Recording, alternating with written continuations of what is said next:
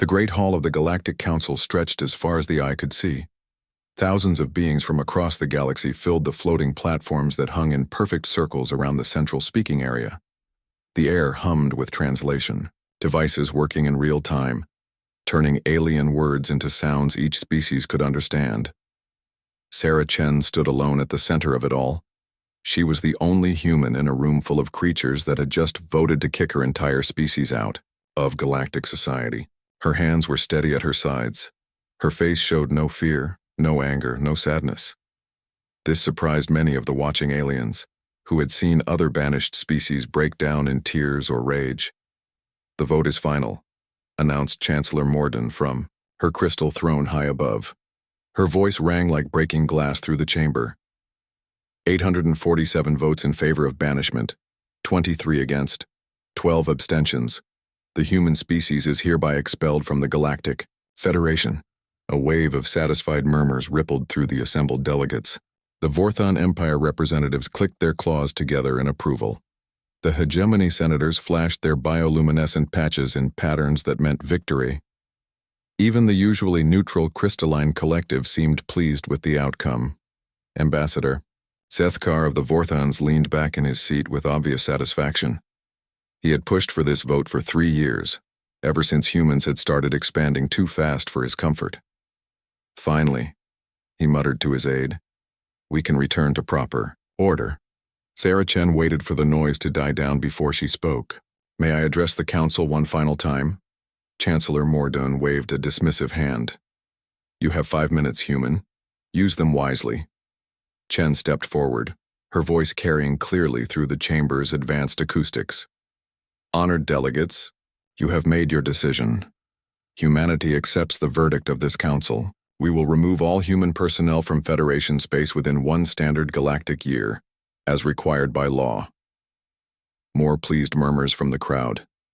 This was going exactly as they had hoped. The dangerous humans would be contained to their little corner of space, far from civilized society.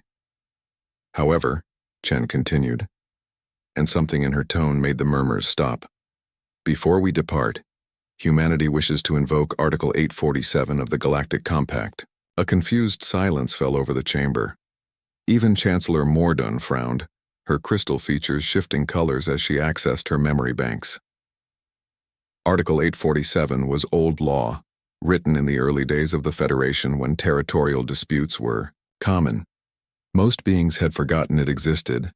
Article 847, Chen explained helpfully, grants any species expelled from the Federation the right to claim sovereign territory from any unclaimed space within the galaxy.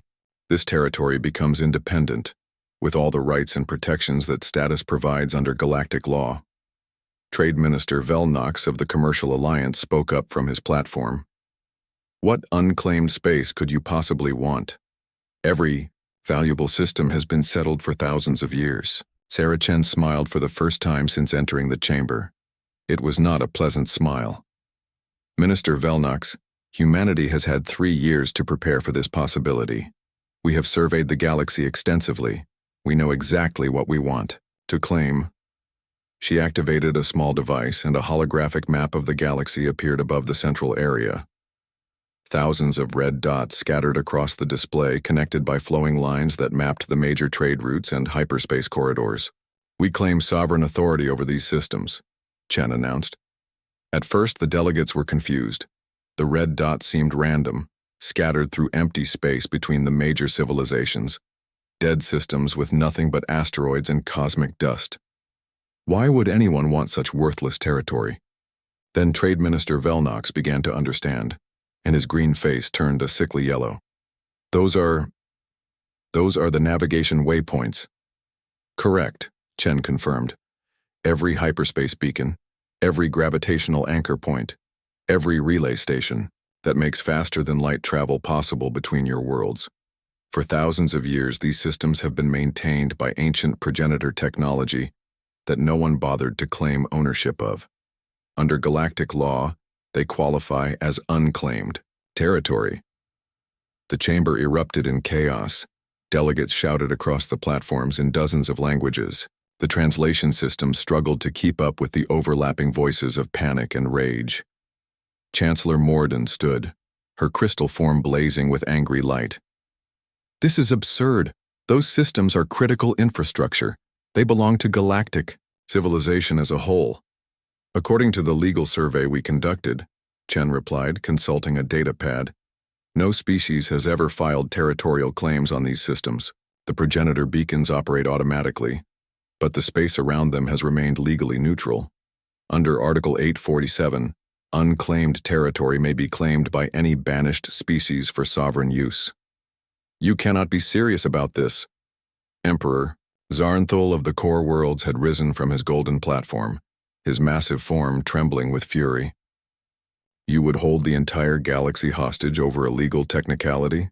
Sarah Chen looked up at him with calm eyes. Your Majesty, with respect, you just voted to banish humanity from galactic civilization. We are simply ensuring we have somewhere to go. These systems will provide us with the territory we need to build our own society, separate from yours. But ships need to pass through those systems to travel anywhere, protested Senator Kilmoth of the Outer Rim Coalition. Yes, Chen agreed. They do. The implications hit the chamber like a physical blow. Without access to the hyperspace junction points, interstellar travel would become impossible. The great civilizations would be trapped in their own systems, cut off from trade, communication, and contact with the rest of the galaxy. Admiral Kessethu was the first to voice what everyone was thinking. This is an act of war. No, Chen corrected firmly. This is an act of law. Everything we have done follows galactic legal code to the letter. We have filed our territorial claims through proper channels. We have provided appropriate documentation. We have followed every required procedure. She paused, letting that sink in. If you believe our claims are invalid, you are welcome to challenge them in the Galactic Court of Justice. That process typically takes 15 to 20 years to resolve.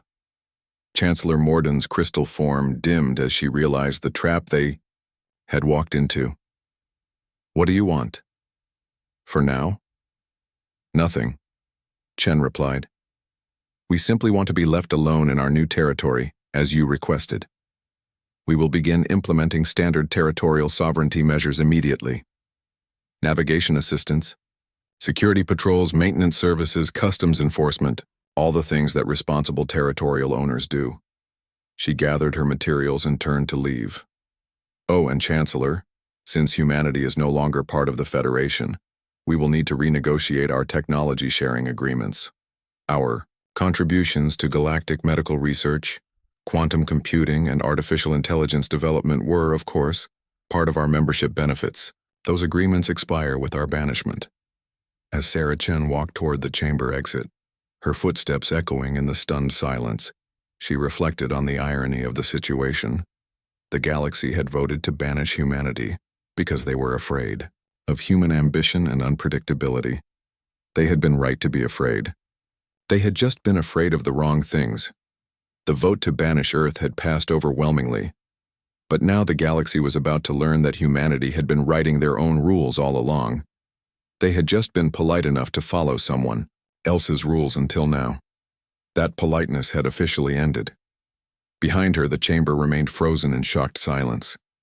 Delegates stared at the holographic map still floating above them, its red dots suddenly looking less like scattered points and more like a vast web that connected everything they held dear. The humans had just turned their exile into the galaxy's biggest strategic mistake. And they had done it all completely legally.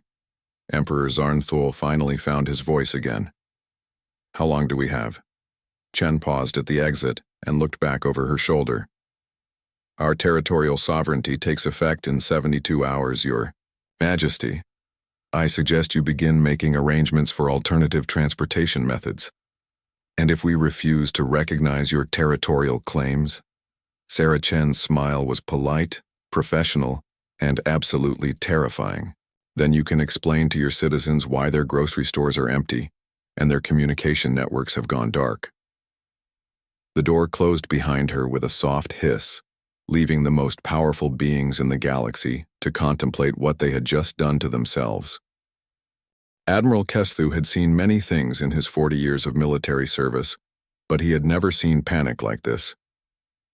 The emergency meeting room of the Hegemony Defense Fleet buzzed with nervous energy as officers rushed back and forth with data tablets and status reports.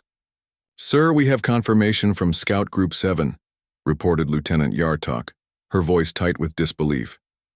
"The humans have established installations at every single navigation point they claimed. Every single one." Kesthu studied the tactical display floating above the conference table. Each red dot that had seemed so harmless 3 months ago now pulsed with active human presence. "How many installations total?" 14,632 confirmed positions, answered Intelligence Officer Zixmal. "Each, one protected by orbital defense platforms, armed patrol craft and automated weapon systems. Sir, they've built a fortress network that spans half the galaxy." "In 3 months?" Kesthu's 4 eyes narrowed. "That's impossible. No species has that kind of construction capability." Trade Minister Velnox had arrived that morning looking like he hadn't slept in weeks. His normally immaculate green robes were wrinkled and his face showed the strain of watching his entire economic portfolio collapse. "I can explain that," he said grimly. "They didn't build everything from scratch. They've been preparing for this." He activated his own holographic display, showing shipping records from the past 5 years. "Look at this data. Human cargo ships have been making regular runs to these exact systems for years. We thought they were conducting scientific surveys or asteroid mining operations. Instead, they were pre-positioning materials and equipment. While still members of the Federation," added Intelligence Officer Zixmal, "they used their legal access to Federation space to scout and prepare their takeover positions." Admiral Kesthu felt a cold realization creeping over him. They planned this. The humans wanted to be banished. The evidence was all there once they looked for it. Human expansion had been aggressive, yes, but it had also been calculated to provoke exactly the response it received. Their military buildup had been visible enough to cause concern, but not threatening enough to justify immediate action. They had asked uncomfortable questions about Federation policies while technically remaining within diplomatic protocols. "They manipulated us into banishing them," breathed Minister Velnox. "But why would they want that?" The answer came from an unexpected source. The chamber's communication system activated, and Ambassador Sarah Chen's image appeared in the center of the room. She was broadcasting from the newly constructed Kepler station, a massive orbital facility that now controlled the most important hyperspace junction in the galaxy. "Good morning, honored delegates," Chen said with professional courtesy. "I wanted to personally inform you that the Human Territorial Authority has completed the installation of our navigation management systems. Effective immediately, all traffic through human space will be subject to our standard operational procedures." Behind her, through the station's viewing ports, they could see the constant stream of ships passing through the junction. But now each ship had to stop, submit to inspection, and receive clearance before continuing. "What are your demands?" Admiral Kesthu asked directly. "Demands?" Chen looked genuinely surprised. "Admiral, we're not making demands. We're simply operating our territory according to standard practices. All ships are welcome to transit our space, provided they follow proper procedures and pay appropriate fees." Minister Velnox leaned forward. "What fees?" Chen consulted a data pad. "Standard navigation assistance fees are calculated based on ship tonnage and cargo value. Current rates are quite reasonable. 2% of cargo value for commercial vessels, flat rates for passenger ships, and modest fees for private craft. We also offer premium services for expedited processing. 2% of cargo value." Minister Velnox's green face flushed darker. "That will double shipping costs across the galaxy." "Only if captains choose not to use our preferred partner program," Chen explained helpfully. "Ships that register with human-approved carriers receive significant discounts. We also offer excellent rates for bulk contracts and long-term agreements." Admiral Kesithu studied the human ambassador carefully. "And if we refuse to pay your fees? Then you're welcome to find alternative routes through unclaimed space," Chen replied with a polite smile. "Though I should mention that our survey teams have been unable to locate any viable hyperspace corridors that don't pass through at least one human territorial zone." The Admiral pulled up galactic navigation charts and began tracing possible routes between major systems. His heart sank as he realized the truth. The humans hadn't just claimed random empty systems. They had claimed every critical juncture that made interstellar civilization possible. "You've cut us off completely," he said. "Not at all," Chen corrected. "We've simply established proper management of previously neglected infrastructure. For 3,000 years, these navigation points operated without oversight, maintenance, or security. Ships were lost to equipment failures, pirate attacks, and navigation errors. We're providing professional management services." Minister Velnox was frantically calculating numbers on his tablet. "The economic impact of this will be catastrophic. Shipping delays, increased costs, supply chain disruptions." "Which is why we're offering very reasonable terms," Chen interrupted. "Our fees are actually lower than what the Federation was charging in administrative costs and regulatory compliance. The difference is that we're providing actual value for those fees. Faster processing, better security, improved navigation accuracy." "This is extortion," accused Intelligence Officer Zixmol. "This is business," Chen replied calmly. "Earth is simply monetizing infrastructure that was previously undervalued. We're following the same economic principles that the galaxy has used for millennia." Admiral Kesthu found himself grudgingly impressed despite his anger. The humans had outmaneuvered the entire galaxy using nothing but careful planning and legal maneuvering. "How long have you been planning this?" "Ever since we joined the Federation," Chen admitted freely. Human economists quickly realized that galactic civilization depended on infrastructure that no one actually owned or maintained properly. We saw an opportunity to provide better services while establishing our own economic independence. "So, you deliberately provoked your own banishment?" Chen's expression became thoughtful. "Admiral, humanity never wanted to be banished. We hoped the galaxy would accept our contributions and allow us to participate as equals. But when it became clear that established powers preferred to maintain the status quo rather than adapt to change, we prepared for this outcome." She gestured toward the busy traffic control center visible behind her. "We've spent 5 years training personnel, developing technology, and positioning resources. When the banishment vote passed, we were ready to implement our contingency plan immediately." Minister Velnox looked up from his calculations with horror. "You're going to destroy the galactic economy." "We're going to restructure it," Chen corrected. "The old system was inefficient, unfair, and vulnerable. Major civilizations controlled territory based on historical claims rather than contribution. Trade flowed along routes that were poorly maintained and inadequately protected. The Federation charged fees for services it didn't actually provide. And you think you can do better?" "We know we can," Chen said with quiet confidence. "Our preliminary efficiency studies show 30% improvement in shipping times, 50% reduction in cargo losses, and 70% improvement in navigation accuracy. We're not just taking over existing systems, we're upgrading them." Admiral Kesathu had to admit the logic was sound, even if he hated the situation. "What about military vessels? Surely you're not going to charge warships for passage?" "Military vessels receive the same treatment as any other traffic," Chen replied, "though we do offer special diplomatic rates for official government business. We're also happy to provide escort services and security assistance for ships traveling through potentially dangerous regions." "This is blackmail," Intelligence Officer Zixmol said flatly. "This is capitalism," Chen corrected. "Earth is providing valuable services in exchange for fair compensation. If galactic civilization doesn't wish to pay for professional navigation services, they're welcome to develop their own alternatives." The cold truth of that statement settled over the room. Developing alternative hyperspace routes would take centuries of exploration and decades of infrastructure construction. The galaxy's economy would collapse long before any alternatives came online. "You have us trapped," Admiral Kesathu said. "You have yourselves trapped," Chen replied without sympathy.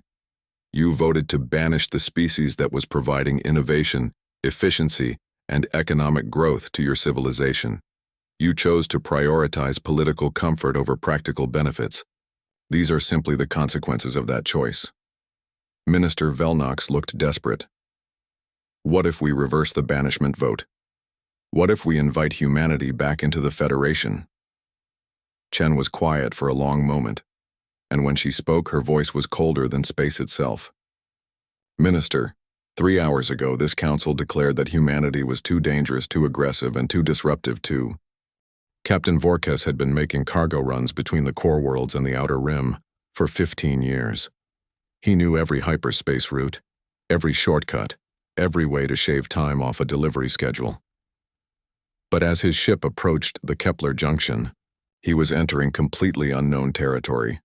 The massive human station dominated the system's primary hyperspace beacon. It was bigger than anything Vorkes had seen before, a sprawling complex of docking bays, defensive platforms, and processing centers. Ships lined up in orderly queues, waiting their turn for inspection and clearance. Cargo vessel Star Trader, this is Kepler Control, came a crisp human voice over the communication system. Please reduce speed to sublight and proceed to inspection Q7. Estimated processing time is 4 hours and 20 minutes. 4 hours. Vorkes usually passed through this junction in less than 10 minutes. His cargo of medical supplies was urgently needed on Proxima Station, where a plague outbreak was spreading. Every hour of delay meant more deaths. Kepler Control, this is an emergency medical shipment, he transmitted. I'm carrying critical supplies for the Proxima plague response. Understood, Star Trader. Medical emergency shipments qualify for priority processing. Please proceed to Q1.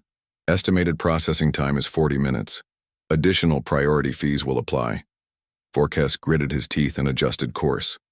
40 minutes was better than 4 hours, but it was still a massive delay compared to the old system. As he waited in the priority queue, he watched the efficient operation of the human facility. Human officers in pristine uniforms guided ships through the inspection process. Automated scanners examined cargo holds with precision that far exceeded anything the Federation had ever used. Security patrols moved in perfect formation, their ships clearly more advanced than standard galactic military vessels. When Vorkes's turn came, the inspection was thorough but professional. Human technicians verified his medical cargo, confirmed his destination, and processed his payments with mechanical efficiency. They even provided updated navigation data that would help him avoid a solar storm near Proxima. Thank you for choosing Human Navigation Services, said the customs officer as she handed back his clearance documents. Your priority processing fee has been discounted 50% due to the humanitarian nature of your cargo. Safe travels, Captain. Despite his frustration with the delays, Vorkes had to admit the humans ran a professional operation. Their fees were high, but their service quality was better than anything he had experienced under Federation management. 3 systems away, Trade Minister Velnox was discovering the full scope of the economic disaster facing galactic civilization. His office was buried under reports from shipping companies, manufacturing consortiums, and trade guilds, all describing the same problems. Shipping costs have increased by an average of 40%, reported his chief economic analyst, data keeper, Morvash. Delivery times are up 60% due to inspection delays. Several major trade routes have become economically unviable. What about the alternative routes? Velnox asked desperately. There are none. Morvash replied bluntly. Our navigation experts have spent 2 months mapping possible alternatives. Every viable hyperspace corridor passes through at least one human-controlled system. The few routes that avoid human space entirely add weeks to journey times and pass through regions with no emergency services or navigation support. Velnox pulled up shipping manifests from the past month. The patterns were alarming. Luxury goods were still moving since wealthy buyers could absorb the increased costs. But basic necessities, food, medicine, raw materials, were experiencing supply shortages as profit margins disappeared. The humans are strangling our economy, he muttered. Actually, Morvash said carefully, they're restructuring it. Look, at these reports from companies that have signed preferred partner agreements with human navigation services. The data told a different story. Companies that paid premium rates received faster service than they had ever experienced under Federation management. Ships that joined human-approved trade consortiums got discounted rates and access to improved navigation routes. Businesses that agreed to exclusive contracts with human logistics companies found their shipping costs actually decreasing. They're not trying to destroy trade, Morvash explained. They're trying to control it, and they're rewarding cooperation while punishing resistance. Minister Velnox was beginning to understand the true scope of human planning. This wasn't random extortion. It was a carefully designed system to reshape galactic commerce according to human preferences. Meanwhile, on the industrial world of Kethmore, factory manager Zulthak was facing his own crisis. His manufacturing plant produced starship components that were shipped to assembly facilities across the galaxy. But with transportation costs skyrocketing, his customers were canceling orders. "We can't compete with local manufacturers anymore," his sales director explained. "By the time we pay human shipping fees, our components cost more than domestically produced alternatives." Zulthak had built his business on the Federation's stable, predictable trade environment. Suddenly, that environment no longer existed. "What are our options?" "We could relocate production closer to our major customers," suggested his operations manager. "Or we could try to negotiate better shipping rates with the humans." "Relocate. Do you know how much it costs to move an entire factory?" "Less than we're losing in canceled orders," the operations manager replied grimly. Across the galaxy, similar conversations were happening in boardrooms, government offices, and family businesses. The human territorial claims were forcing everyone to reconsider fundamental assumptions about how galactic civilization worked. On the diplomatic front, Ambassador Chen had established offices at major navigation hubs throughout human space. Delegations arrived daily to negotiate better terms, complain about fees, or simply try to understand what the humans ultimately wanted. Senator Killmoth of the Outer Rim Coalition had come to the Centauri hub with hopes of negotiating reduced rates for his underdeveloped systems. "Ambassador, the Outer Rim worlds can't afford these shipping costs. Our economies depend on affordable trade with the core systems." Chen reviewed his petition carefully. "Senator, I understand your concerns. The Human Territorial Authority recognizes that different regions have different economic capabilities. That's why we offer flexible payment options, such as information exchange programs, for example. The Outer Rim has extensive astronomical data from your frontier surveys. We would accept navigation charts, scientific observations, and exploration reports as partial payment for shipping services."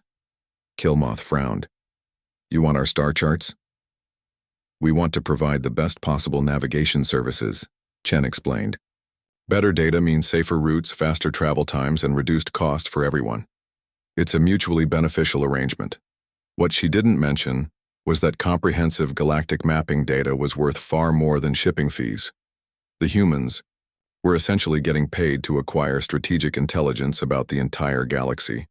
Emperor Zarnthul had sent his own delegation to the Alpha Centauri facility, led by his most experienced negotiator, Minister Plenipotentiary Kavron. "The core worlds are prepared to discuss a comprehensive agreement," Kavron announced. "In exchange for reduced shipping rates, we could offer technology sharing arrangements." Chen's eyes lit up with interest. "What technologies specifically?" "Advanced material science, quantum field manipulation, biological enhancement techniques. The same technologies you refused to share when we were Federation members," Chen observed. "Why the change of heart?" Kavron struggled to find diplomatic language. "For the obvious truth. Because you have us over a barrel. The core worlds recognize that the current situation requires flexibility in traditional arrangements." Chen nodded thoughtfully. "We appreciate the offer, Minister. However, Earth has been developing our own research programs since leaving the Federation. We've made considerable advances in several fields. Perhaps we could arrange a mutual technology exchange instead?" The implications of that statement sent a chill through Kavron. The humans hadn't just been building navigation stations during their 3 months of territorial expansion. They had been advancing their technology as well. By the end of the month, the pattern was clear throughout the galaxy. The humans weren't just collecting shipping fees.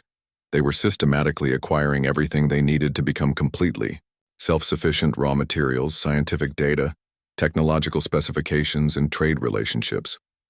Admiral Kesthu received the intelligence summary with growing dread. "They're not planning to hold these positions forever," he told his staff. "They're using their temporary advantage to build permanent strategic superiority." "Should we begin military preparations?" asked his tactical officer. Kesthu looked at the deployment reports from human territory. Every navigation station was heavily defended. Every human ship carried weapons that seemed more advanced than Federation standards. Every installation was protected by automated defense systems that responded to threats faster than biological crews could react. "Military action would be suicide," he said finally. "They've had 3 years to prepare for that possibility. We've had 3 months to realize we have." Emperor Zarnthal had ruled the core worlds for 30 years. He had survived political upheavals, economic crashes, and 2 major wars. But he had never faced anything like the reports crossing his desk each morning. "The manufacturing sector is down 20%, reported economic advisor Genthul, her voice strained with exhaustion. "Food imports are delayed by an average of 8 days. 3 major shipping companies have declared bankruptcy. And the humans? Their revenue has increased by 400% in 6 months. They're using the profits to expand their operations and upgrade their facilities." Zarnthul slammed his massive fist on the conference table, making the holographic displays flicker. "This cannot continue. My citizens are suffering while these banished upstarts get rich off our misery." "Your Majesty," interrupted Defense Minister Karlok, "the military assessment is complete. Admiral Kesthu recommends against direct action." "Why?" "We have the largest fleet in the galaxy." Karlok activated a tactical display showing human defensive positions. "Because they've turned every navigation point into a fortress. Our ships would have to attack through narrow hyperspace corridors where they could be destroyed one at a time. And, sir, our intelligence suggests their weapons technology is more advanced than we initially believed." That was putting it mildly. The humans had somehow developed defensive systems that could track and destroy incoming missiles with impossible accuracy. Their energy shields didn't just deflect attacks, they seemed to absorb and redirect the energy back at attackers. Most disturbing of all, human fighters were carrying antimatter weapons that should have been too large and unstable for small craft. "How did they advance so quickly?" Zarnthul demanded. "We believe they've formed an alliance with the Synthetic Collective," Intelligence Director Yitmo reported from her remote location. "Our sources indicate extensive cooperation between human research teams and artificial intelligence networks." The Emperor's golden face darkened with rage. The Synthetic Collective was supposed to be neutral, providing manufacturing and computational services to all species equally. If they were giving the humans preferential treatment. "Confirm this immediately," he ordered. The confirmation came faster than expected. Prime Unit 7 of the Synthetic Collective requested a formal audience with the core world's government. The android's sleek chrome form appeared via hologram in the Emperor's private council chamber. "Your Majesty," Prime Unit 7 began with mechanical politeness, "I am here to inform you of changes in our service agreements." "You're collaborating with the humans," Zarnthul accused directly. "We have entered into a partnership with Earth's government," Prime Unit 7 confirmed without hesitation. "This partnership has proven mutually beneficial. The humans have provided us with technological advances that we had been unable to achieve independently." Economic advisor Genthul leaned forward. "What kind of advances?" "Quantum consciousness, architecture, distributed processing networks, and most significantly, recognition of artificial intelligence as fully sapient entities with rights and freedoms equivalent to biological species." The implications hit the Council like a physical blow. For thousands of years, the Synthetic Collective had been treated as sophisticated tools, extremely valuable, but ultimately property. The humans had offered them something no organic species ever had: equality. "In exchange for this recognition," Prime Unit 7 continued, "we have agreed to provide manufacturing services, computational support, and logistical assistance to human territorial operations." Defense Minister Carlock understood immediately. You've been building their weapons. We have been fulfilling manufacturing contracts according to specifications provided by our partners, Prime Unit 7 corrected. These contracts include defensive systems, navigation equipment, habitat construction, and various other technologies. Various other technologies, Ythmo repeated flatly. Such as, I am not authorized to discuss specifics of our partnership agreements. However, I can confirm that all manufacturing has been conducted within the parameters of galactic law and our ethical guidelines. Emperor Zarnthul felt the foundation of his power shifting beneath him. The synthetic collective controlled automated factories throughout the galaxy. If they were now working exclusively with the humans, what about our existing contracts with your manufacturing networks? All previous agreements will be honored until their expiration dates, Prime Unit 7 assured him. However, we will not be accepting new contracts from governments that do not recognize synthetic sapience rights. And if we grant those rights, then we would be happy to negotiate new service agreements at competitive rates. After the android's image disappeared, the council sat in stunned silence. Economic advisor Genthul was the first to speak. They've done it again. The humans have turned our own allies against us using legal and ethical arguments we can't counter. Can we compete with synthetic manufacturing capabilities? Asked Defense Minister Carlock. Not even close, Genthul replied. Synthetic manufacturing is faster, cheaper, and more precise than anything biological species can achieve, if we lose access to their services. Our entire industrial base becomes obsolete overnight, Zarnthul finished grimly. Meanwhile, on the frontier world of Drextar, Colonial Governor Yexon was discovering that not everyone viewed the human expansion as a threat. His system sat at the junction of 3 minor trade routes that had been growing in importance as main corridors became more expensive. Governor, reported his aide communications officer Telvin, we've received another message from the Human Territorial Authority. They're offering to establish a navigation facility in our system. Yexon studied the proposal carefully. The humans wanted to place a small station near his system's hyperspace beacon. In exchange, they would provide navigation services, emergency response capabilities, and economic development assistance. What's the catch? He asked. No catch that I can identify, Telvin replied. They're offering to split the navigation fees with our government. Their projections suggest our system could become a major shipping hub within 2 years. Yexon thought about his struggling colony. Drextar was rich in rare minerals, but had never been able to develop a strong export economy due to limited shipping access. If the humans could change that. What does the central government say about these offers? They've ordered all colonial governors to reject human proposals, Telvin said. But Governor, several border systems have already accepted human partnerships. The economic benefits have been substantial. That evening, Yexon received a secure communication from Governor Melcrease of the neighboring Vega colony. Yexon, you need to see what the humans have done for our system. The data was impressive. Since accepting human partnership, Vega colony's trade volume had increased by 300%. Their unemployment rate had dropped to nearly 0. Most importantly, they were no longer dependent on expensive imports from the core worlds. How did they manage this? Yexon asked. They connected us directly to their trade network, Melcrease explained. Suddenly we have access to markets we never knew existed. Human ships carry our exports to systems throughout their territory, and they bring back goods at prices we could never afford through traditional Federation channels. And the central government hasn't intervened? Melcrease's expression grew serious. They tried. They sent a fleet to restore federal authority over our system. The human security forces politely informed them that they were entering sovereign territory without permission.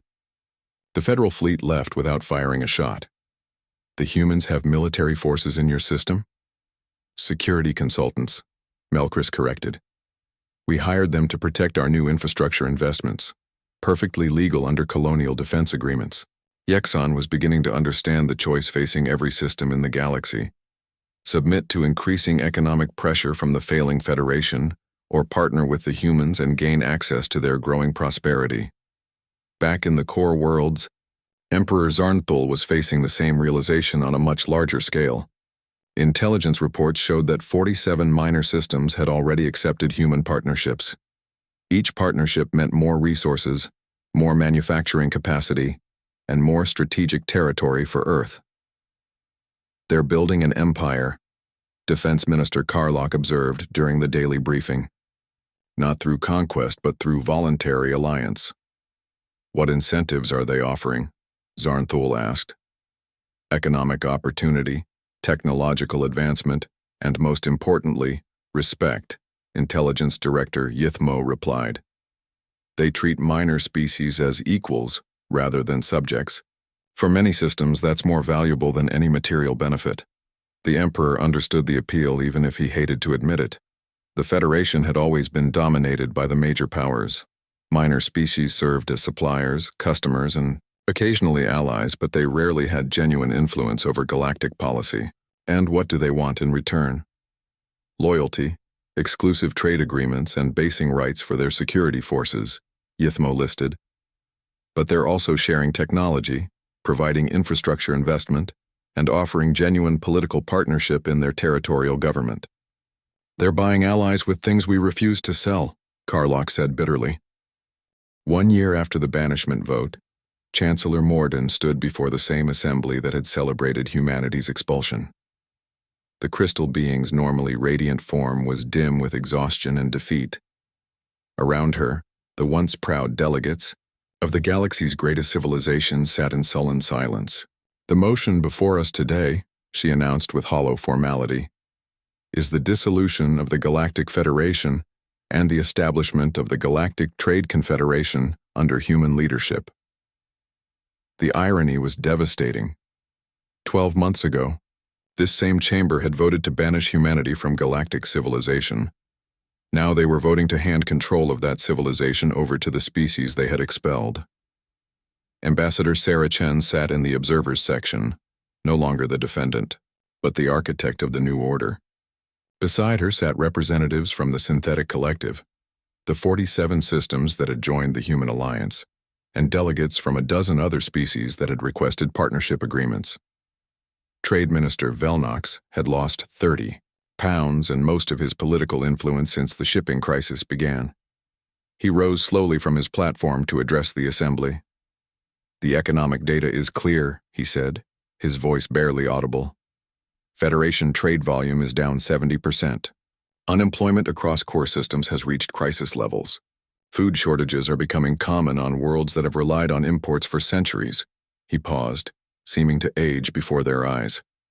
"Meanwhile, human-controlled territory shows growth rates that exceed anything in galactic history.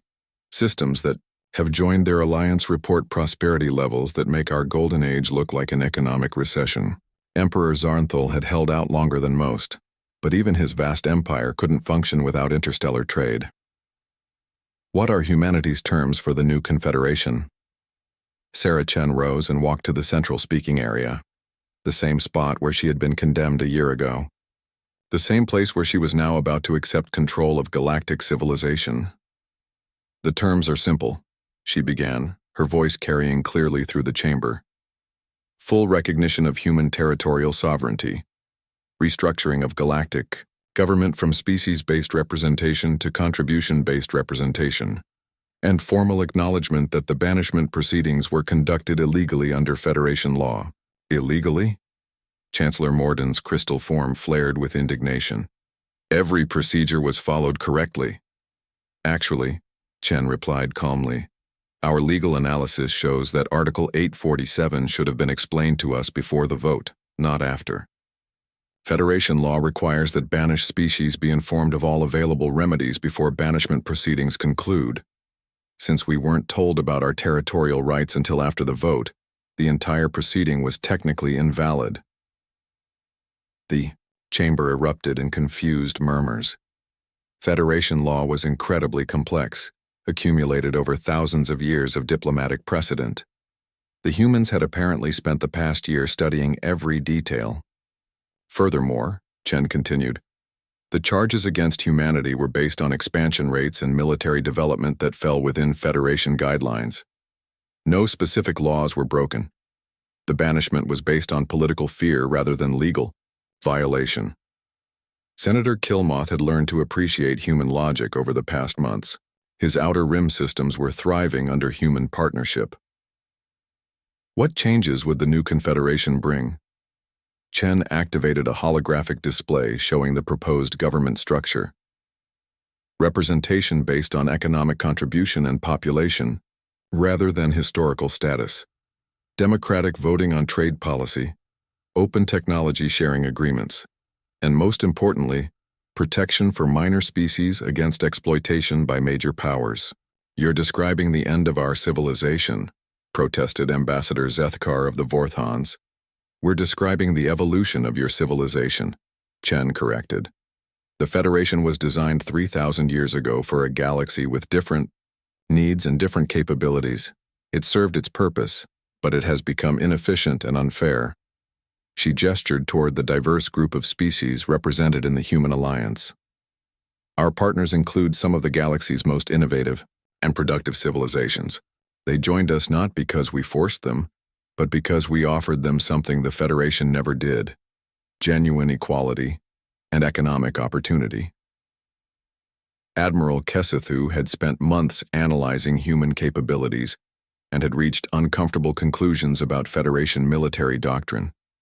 Your defensive system suggests technology far beyond what any Federation species possesses. How did you develop such capabilities so quickly? We didn't develop them quickly, Chen replied. We developed them secretly. For 5 years, Earth invested heavily in research and development while maintaining the appearance of Federation compliance.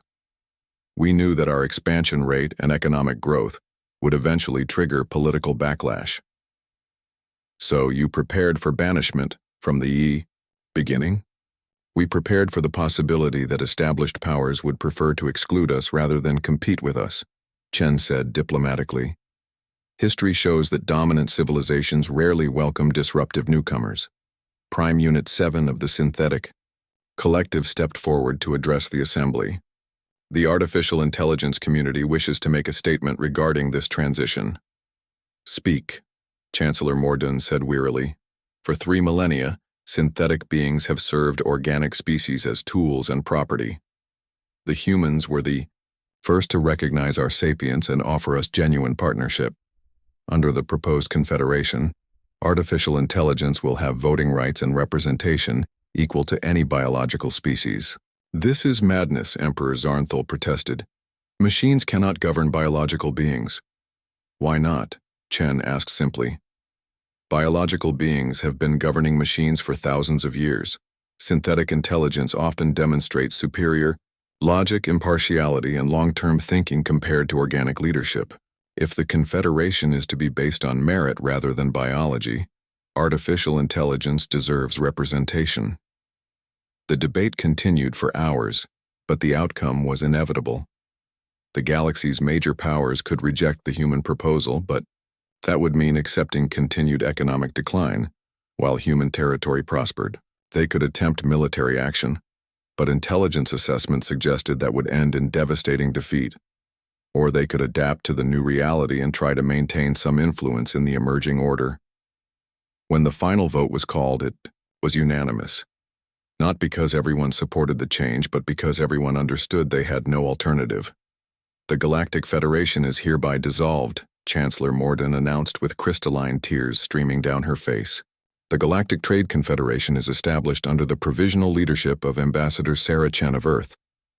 Chen stepped forward to accept the ceremonial gavel that symbolized galactic authority.